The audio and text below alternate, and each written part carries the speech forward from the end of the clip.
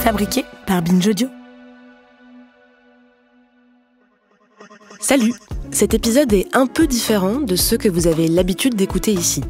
Avec mon collègue Thomas Rozek, que vous pouvez entendre tous les jours dans Programme B, le podcast quotidien d'actualité de Binge Audio, on voulait revenir ensemble sur le traitement médiatique du livre d'Alice Coffin, Le génie lesbien, et comprendre ce qui se joue autour de cet ouvrage. Pourquoi les journalistes préfèrent demander des comptes à Alice Coffin à partir d'une citation tronquée, plutôt que rebondir sur la critique des médias qu'elle propose, par exemple.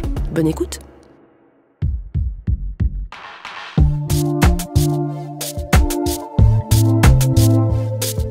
Salut, c'est Thomas Rozek.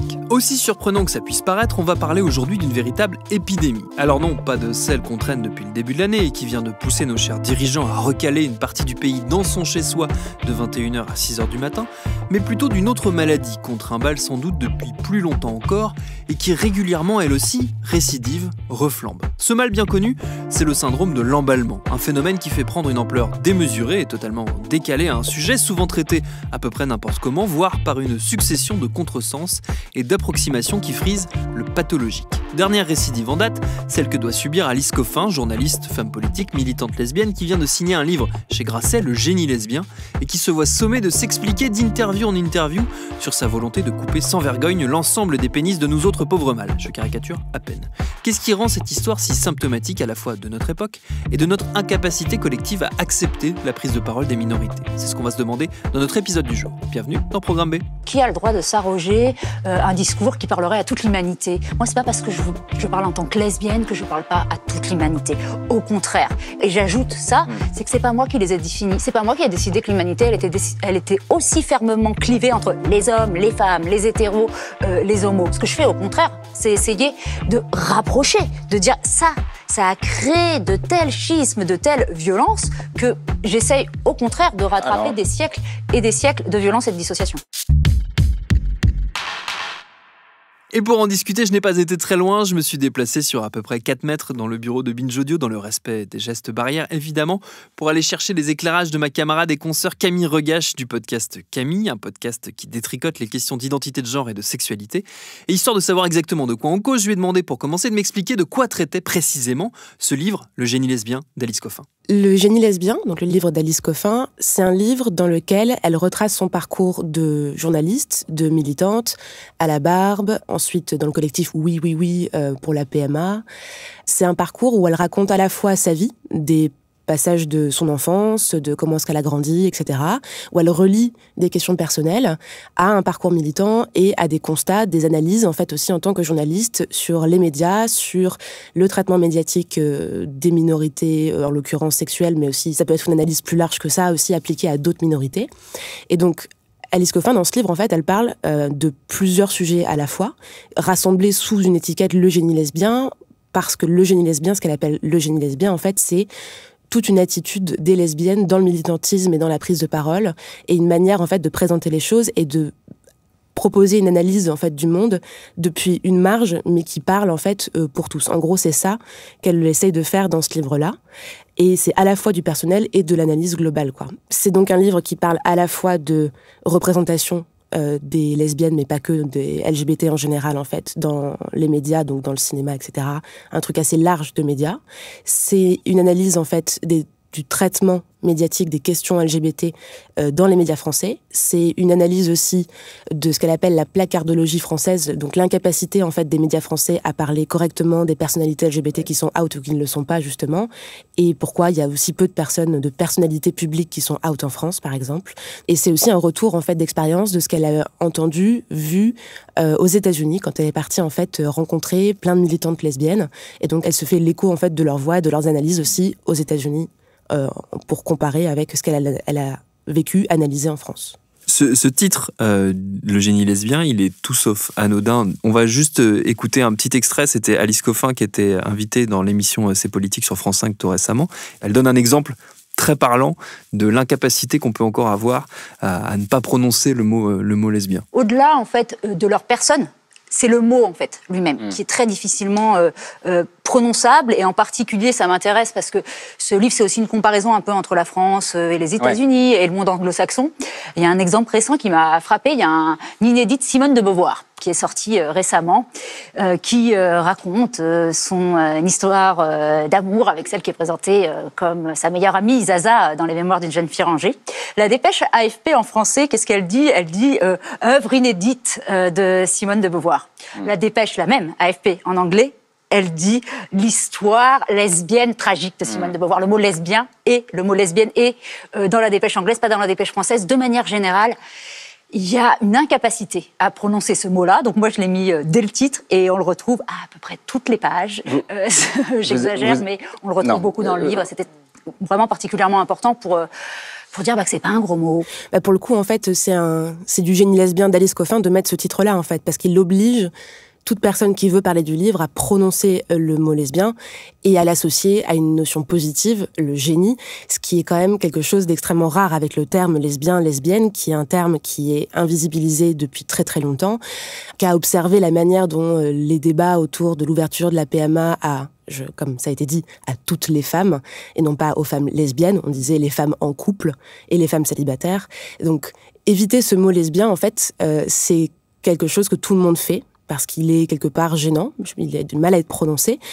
C'est à la fois le terme lui-même qui a une connotation négative, c'est aussi tout simplement les personnes qu'il désigne aussi qui sont mises de côté, puisque la lesbophobie, c'est quelque part à l'intersection de plusieurs discriminations, le fait d'être des femmes, donc d'être déjà en fait dans un rapport de domination par rapport aux hommes, et en plus dans une sexualité qui n'est pas hétéro, donc dans un rapport de domination par rapport à une autre norme.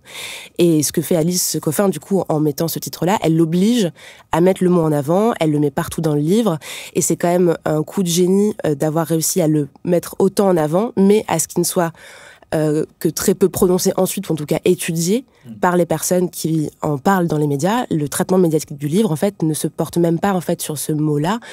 Alors, il est prononcé, mais tout le traitement médiatique va, au contraire, se rapprocher de les hommes, qui sont quand même assez peu présents dans le livre, enfin quelques passages, mais on s'est concentré sur vraiment 3 citations qui parlent des hommes, et c'est quand même fou de se dire que l'intégralité de la culture lesbienne qu'Alice Coffin a mise en avant dans le livre, plein de noms en fait aussi de militantes lesbiennes, de mouvements en fait qui sont vraiment assez inconnus en France, ou en tout cas quelque part dans des milieux militants, ils sont connus, mais vraiment du grand public, absolument pas.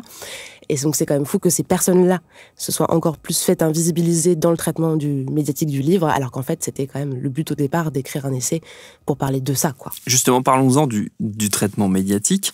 Il y a un passage en particulier qui fait l'objet d'un battage et d'une avalanche de commentaires assez incroyables, c'est une page, très clairement une page, où Alice Coffin explique qu'elle ne lit plus les livres écrits par les hommes, elle n'écoute pas la musique faite par des hommes, qu'elle essaie de se préserver d'un imaginaire artistique masculin qui est omniprésent. Sauf que cette citation, non seulement on la sort totalement du propos général qu'on évoquait juste avant, et surtout on la cite régulièrement, de manière totalement incomplète. Oui, parce que la suite de cette citation, c'est « du moins j'essaye ». Et surtout, quelques lignes en dessous, elle explique que plus tard, en fait, ils pourront revenir. Ils, c'est les hommes. Donc, ce qu'elle explique, en fait, avec cette citation, c'est que, ayant baigné comme femme et comme femme lesbienne dans un environnement, dans une culture, dans des arts, des paroles, en fait, qui s'entendent dans la société de tous les jours, quasiment exclusivement masculines, un acte militant en soi, en tout cas qu'elle s'applique à soi et qu'elle ne demande pas, d'ailleurs elle ne dit jamais dans le livre explicitement « faites ça ». Elle dit « pour moi, en fait, j'essaye de prendre le temps que j'ai pour écouter, lire, voir des productions qui sont faites par d'autres personnes que des hommes ». En gros, c'est ça. Cette phrase, elle a été tronquée. Et ce qui est assez fascinant, en fait, c'est que ça a été fait volontairement, parce qu'en fait, c'est quand même pas compliqué de voir qu'en dessous, le fond de sa pensée est de dire il faut prendre du temps pour se réapproprier, en fait, une culture, une histoire, d'autres productions, d'autres points de vue, enrichir tout ça, et surtout se retrouver, parce qu'en fait, c'est surtout ça la question qui est posée dans le livre, c'est comment est-ce qu'on trouve des personnes qui nous ressemblent quand on est lesbienne, et c'est valable pour d'autres minorités aussi, hein, mais comment est-ce qu'on trouve ces voies-là, alors que, comme on l'a dit, tout ce qui est de l'ordre de la minorité là en l'occurrence lesbienne, a été invisibilisée dans l'histoire en général. C'est pareil aussi pour les femmes, hein. On pourrait très bien tenir le même discours en disant il est important pour les femmes de se réapproprier des œuvres qui ont été oubliées dans l'histoire, qui ont été effacées volontairement ou pas. Et surtout, en fait, ce qui est fascinant dans le fait qu'on ait gardé uniquement cette phrase-là, et le terme les hommes, il faut les éliminer, je pense que c'est la phrase qui était la plus prononcée, en fait, dans les questions qui lui ont été posées sur les plateaux télé notamment. Les hommes, il faut les éliminer. En fait, c'est vraiment choisir 3 phrases qui permettent de tenir ensuite un discours médiatique de « vous faites la guerre à ». Et pourtant, en fait, ce que dit Coffin à la fin du livre, c'est pas « je fais la guerre à », c'est « je réponds à une guerre ». Les termes, ils sont forts, et ils sont volontairement forts. On lui a demandé si c'était de la provocation.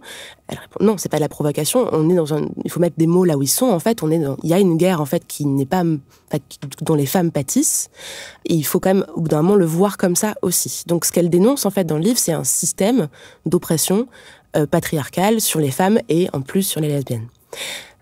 Les hommes, il faut les éliminer. Prendre cette phrase-là, la conserver et ne parler que de ça, c'est une manière de dire je parle du livre et en fait, je fais tout pour le discréditer dès le départ. L'inviter pour lui demander de parler uniquement de ça, en fait, c'est juste l'inviter pour dire et donner un avis et dire qu'en fait, ce qu'elle propose, c'est un projet de séparation d'hommes et des femmes. Et ça, en fait, c'est l'inverse de ce qu'elle propose, mine de rien. C'est aussi lié à son statut de lesbienne. Concrètement. C'est-à-dire que ce qu'elle vit aujourd'hui dans le traitement médiatique, c'est un traitement médiatique qui est représentatif de la manière dont la parole des femmes est accueillie dans les médias, puisqu'on lui refuse une parole politique. On part du principe qu'elle est là pour donner un avis personnel, et donc elle ne parle pas de politique. La preuve en est, c'est qu'on lui refuse le droit de généraliser, mais vous dites les hommes, c'est pas tous les hommes, etc. Ce qu'elle explique très bien, c'est que non, en fait, on a le droit de généraliser quand on parle de politique, c'est même la base, en fait, de la politique, c'est de faire des généralités. D'ailleurs, les hommes ne se privent jamais de dire les femmes, voire même encore pire, la femme, c'est quand même pire que de la généralisation, on va quand même pas se mentir. Et donc on lui refuse une parole politique et on lui refuse aussi de manière assez classique aussi, en tant que femme lesbienne, le droit de parler justement des hommes. Parce qu'en fait, si une femme hétérosexuelle parle des hommes, il y a quand même un truc, bon, on se dit, ça va quand même, elle a peut-être des critiques, mais au fond, elle les aime un peu, quand même, les hommes.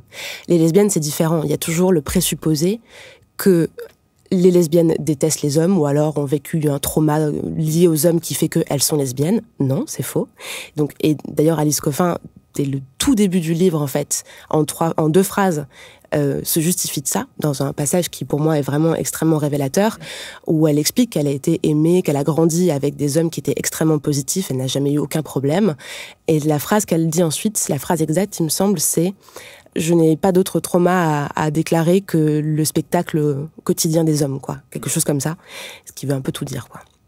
Et donc, c'est une parole de lesbienne, elle est traitée comme une femme lesbienne, donc elle est traitée aussi comme étant a priori l'ennemi des hommes. Et donc c'est aussi pour ça en fait que cette phrase revient autant dans le traitement médiatique, c'est parce qu'elle est aussi une femme lesbienne et que ça paraît inconcevable en fait qu'elle puisse proposer autre chose qu'une sécession avec le monde des hommes, ce qui n'existe absolument pas, mais c'est aussi possible de tenir ces propos-là parce qu'elle est lesbienne. Ce qui est fascinant dans cette séquence médiatique, et Alice Coffin d'ailleurs en a parlé elle-même, toujours dans cette émission C'est politique que je mentionnais tout à l'heure, c'est qu'on voit se mettre en place exactement ce qu'elle explique et ce qu'elle décrit dans son livre, c'est-à-dire l'incapacité de traiter de ces sujets-là autrement que par la réaction et la fermeture. Oui, parce qu'en fait, les médias considèrent qu'ils sont neutres et qu'elle parle d'une marge et qu'elle ne peut pas l'être. Elle ne peut pas être neutre. Et surtout, ils parlent au nom de l'universel, d'un collectif, et elle parlerait en fait au nom d'une minorité lesbienne radicale. Le mot est quand même beaucoup revenu, radicale, qui serait en opposition avec quelque chose de soudé, d'uni, une espèce de mythe en fait où on serait tous d'accord sur des principes qui en fait ne sont que des points de vue situés de personnes qu'elle nomme bien, qui sont quand même des personnes qui sont généralement des hommes d'un certain âge, très souvent blancs, et qui en fait ont des positions dans les médias. on lui renvoie une subjectivité et un point de vue situé qui ne parlerait donc qu'à des lesbiennes ou qu'à des personnes concernées. En gros, ce serait, on vous invite pour parler de votre position. Là, en fait, vous racontez un petit peu votre endroit dans la société. Alors qu'en fait, ce que dit Ecofin, c'est non, je suis là pour vous parler en fait de notre société et du fait que ce que vous appelez le neutre, ce que vous appelez l'objectif quand on parle de médias, en fait, c'est du point de vue situé et c'est à cause de ça qu'on est incapable de parler des questions LGBT notamment. Et donc, il y a vraiment ce truc-là, moi que je trouve fascinant à observer dans le traitement du livre, où aucun journaliste n'ose lui parler de ce chapitre-là du livre en plus. C'est-à-dire qu'ils reproduisent exactement la même chose. Quelque part, on sent qu'ils sont un peu gênés s'ils l'ont lu, parce qu'ils l'ont quand même invité, donc c'est quand même signe de quelque chose qu'une lesbienne out, militante, femme politique engagée, elle est conseillère de Paris pour Europe Écologie Les Verts, et autant de couverture média, c'est quand même déjà, mine de rien, quelque chose. C'est lié à plein d'actualités, le fait qu'elle ait été très présente cet été autour de la question de Christophe Girard à la mairie de Paris. Mais c'est quand même pas rien. Je veux dire, une lesbienne partout comme ça sur les plateaux, moi je n'ai absolument jamais vu ça, et surtout, qu'il le dit et qui vient pour parler de ça. Mais du coup, en faisant ça, elle explose un peu le système, en fait. Elle n'a pas sa place dans cet endroit-là, parce que clairement, c'est ce qu'elle écrit dans le livre. En tant que femme lesbienne, elle n'a pas vraiment, normalement, le droit d'être là pour parler de ces sujets-là. Et toute la violence qu'elle récupère aujourd'hui dans ce traitement-là, en fait, ne fait que prouver, en fait, l'utilité et la pertinence de ce qu'elle écrit dans le livre. Et on en revient à cet argument qui est déployé régulièrement par les gens qui sont plutôt opposés à Alice Coffin, voire les gens qui sont totalement opposés à Alice Coffin. Je pense notamment à Pascal Bruckner, qui très récemment, c'était là aussi sur France 5, dans l'émission C'est à vous, s'alarmait du fait que les minorités étaient partout. Alors, c'est un mouvement porté par, effectivement, des minorités, mais qui ont accès à tous les médias. Et donc, c'est pour ça qu'on en parle. La preuve, c'est qu'Alice Coffin a été sur toutes les radios. Pas seulement elle, un certain nombre d'autres militantes, à la suite du mouvement MeToo qui vient des États-Unis. Et je voudrais insister d'ailleurs sur ce point, c'est que ce néo-féminisme est une importation. Le bouc émissaire blanc, par ailleurs, a aussi accès aux médias, comme on peut le constater ce soir. Oui, alors pour combien de temps ? Et d'une manière générale. Cet argument, là aussi, il est assez symptomatique du traitement médiatique, au-delà même du livre d'Alice Coffin.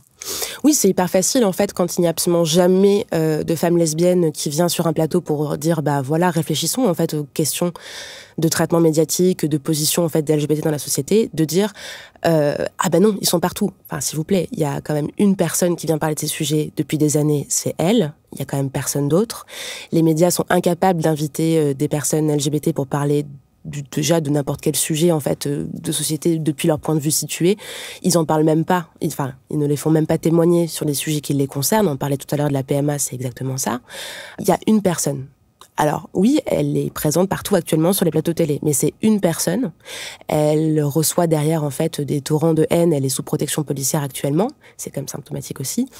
Et c'est surtout extrêmement pratique, en fait, de se repositionner comme étant la victime d'un système qui voudrait éliminer les hommes blancs hétérosexuels, alors que ce que demandent généralement toutes les féministes et les lesbiennes aussi, parce qu'on a tendance à l'oublier, c'est juste de dire est-ce qu'on peut mieux vivre ensemble concrètement ? Mais pour ça, il faut se rendre compte qu'il y a un problème de domination structurelle. Tout vient de là, en fait. Il y a une incapacité à voir qu'il y a un rapport de pouvoir entre hommes et femmes. Et quand on dit vous voulez opposer les hommes et les femmes, c'est comme si c'était sur le même niveau, en fait, comme s'il y avait deux groupes au même étage qui s'opposeraient, qui seraient dans cette pseudo-guerre des sexes qui n'existe pas. On oublie, en fait, qu'il y a un rapport de hiérarchie, que les hommes sont au-dessus des femmes dans les rapports de pouvoir dans la société aujourd'hui, que les hétéros sont au-dessus des homos dans la société aujourd'hui. Et donc, tout cet argumentaire-là de « nous sommes les victimes », non, c'est qu'en fait, on est en train de désigner un privilège, une position sociale privilégiée qui doit être discutée, au moins déjà la nommer, se rendre compte que c'est un privilège, que c'est de le maître étalon de tout ce qu'on a fait dans la société, en fait, depuis des décennies, en termes, comme elle le dit, d'art, de médias, de politique, et qu'il est temps, en fait, de se rendre compte que ces inégalités-là, ces différences de rapport de pouvoir, elles ne sont plus tenables. Et c'est parce que les personnes qui sont dominées se mettent à parler, à être entendues, en tout cas, elles ont une place quelque part alors qu'elles n'en avaient aucune avant. C'est ça, en fait, qui froisse concrètement ceux qui disent « mais non, je suis pas privilégiée, etc. » et qui surtout ne veulent pas être amenés à une part de leur identité. Sur le plateau de C'est politique sur France 5, donc sur l'émission de dimanche dernier, il y a Thomas Stengarov qui dit mais attendez, ce serait quoi un livre d'hommes ? Voilà, on est 2 hommes sur le plateau à avoir écrit des livres. Enfin, il y a rien qui relie nos deux productions, c'est juste 2 livres. Et ça montre extrêmement bien l'incapacité à se penser pour les dominants comme étant partie d'un groupe qui a, mine de rien, des intérêts communs, une reproduction d'avantages et de positions, en fait, et qui considère que, mais non, moi, ce que je produis n'est pas situé. Je suis pas un homme, j'ai juste écrit un livre. Non, vous êtes un homme, vous avez écrit un livre, vous avez donc écrit à partir d'un point de vue, le vôtre, qui est situé dans la société, et donc du coup, évidemment, il y a une part d'identité là-dedans. Et donc, c'est aussi, je crois, ce refus-là de se penser avec des étiquettes que les minoritaires sont obligés de voir et quelque part de revendiquer, parce que les étiquettes, c'est pas elles et eux qui se sont dit « Ah, mais je vais me dire lesbienne absolument et donc du coup militer pour ça ». Non, c'est qu'en fait, c'est la société qui colle les étiquettes sur les gens. Il y a aussi vachement ça comme dans le traitement médiatique, c'est en gros, vous voulez résumer une part de votre identité à votre sexualité, etc. C'est de l'intime, ça fait pas un projet politique. Si, bien sûr que si. Et ça, c'est encore, il y a ça aussi qui ressort beaucoup dans le traitement médiatique, je trouve, cette incapacité à se penser en tant que journaliste, en tant que personne qui interviewe d'autres personnes, comme étant situé soi-même avec des critères d'une identité qui disent quelque chose d'une position dans la société.